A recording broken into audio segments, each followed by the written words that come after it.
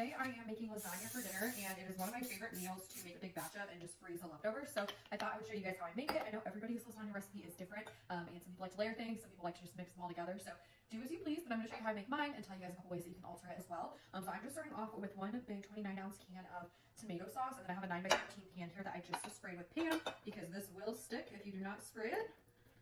Get that out of here.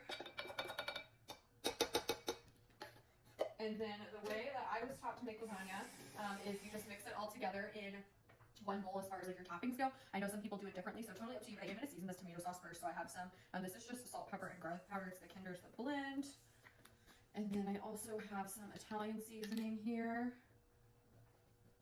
And some onion powder that I'm also going to mix in.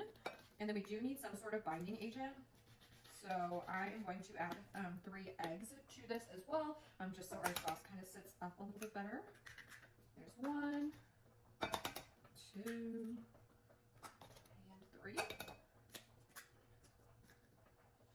And then this is where if you want to do things in layers, you could mix your meat in with the sauce and then just call that a day. So I'm going to add my meat. This is 1 pound of ground turkey that I cooked up.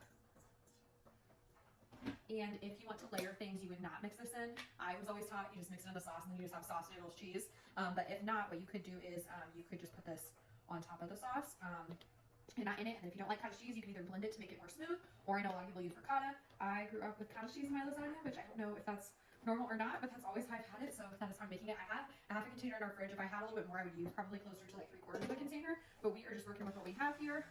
And then you can also add, if you are up for it, a couple spoonfuls of like that jar minced garlic is always really good in here too. I'm just going to be layering this in my 9x13. So I'll put a little bit of sauce on bottom. We need enough to cover the bottom so that our noodles don't stick or get like crunchy. And then I'll do noodles, a little bit more sauce and cheese on top, and kind of keep building layers. Noodles are done. I just drained them. You want them to be just a little bit al dente, according to like if you're cooking them according to package directions. Noodles, and then our sauce we made here. Spread out. We'll see if this is enough. You just want to fully cover your noodles with the sauce. Just use any sort of white shredded cheese that I have in my fridge. This one is an Italian one, but once I get through this bag, I have some like quesadilla cheese I'm going to use too, because it doesn't really make me any different. And then I'm going to use up the rest of my sauce and put a decent amount of cheese on top, because I like to kind of let it get all melty and bubbly too.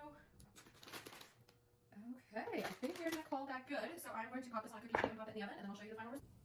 And here's how it turned out. I cooked this on 350 for about an hour, and then I broiled it for the last 5 minutes or so just to get that top nice and golden brown. And I am super excited to try this. I am gonna let it sit for probably 45 minutes to an hour just so it can solidify and I can cut it.